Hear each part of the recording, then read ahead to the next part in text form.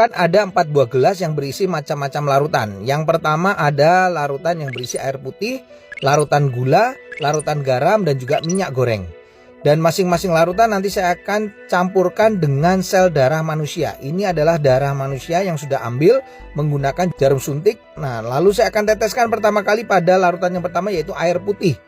Kalau kita perhatikan di sini darah dengan air putih langsung akan larut. Bahkan ini saya siapkan ada batang pengaduk, saya akan aduk sampai dengan merata, dan di bagian batang pengaduknya pun juga tampak bersih, tidak ada darah yang menempel. Ini artinya darah dengan air dia akan terlarut sempurna. Lalu bagaimana dengan larutan gula? Saya akan teteskan darah pada larutan gula. Kalau kita bandingkan dengan air putih tadi, pada larutan gula ini sel darahnya tidak akan larut ke bawah, justru dia akan mengendap di bagian atas. Dan akan saya gunakan batang pengaduk. Nah, Anda bisa lihat ini beda sekali. Sel darahnya justru menempel pada batang pengaduk. Ini kenapa? Karena gula itu bersifat perlengketan. Berbeda dengan air putih tadi, batang pengaduknya bersih.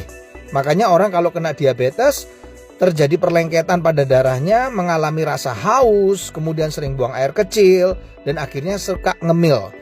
Nah, bagaimana dengan orang yang hipertensi? Ini adalah larutan garam. Ini darahnya saya akan teteskan pada larutan garam. Lalu saya akan juga sama masukkan batang pengaduk. Dan ini berbeda dengan diabetes, di mana sel darah yang menempel pada batang pengaduknya tidak selengket pada gula, larutan gula. Tapi yang membedakan pada orang darah tinggi atau hipertensi yang terlalu sering makan asin-asin, ini kelihatan sel darah merahnya akan terurai, dia akan rusak, dia akan pecah. Makanya orang darah tinggi bisa mengalami pecah pembuluh darah. Yang terakhir saya akan teteskan darah ini di dalam minyak goreng. Nah, kalau saya teteskan ini langsung bisa terlihat sel darahnya nggak bisa larut, tidak juga ya mengendap di bagian atas, tapi justru menggumpal-gumpal.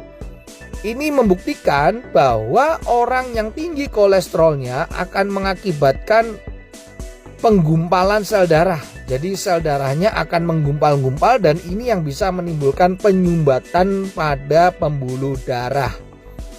Ini adalah percobaan sederhana yang saya lakukan dengan menggunakan 4 macam larutan yang berbeda. Semoga percobaan ini bisa menjadi inspirasi untuk kita agar tetap sehat.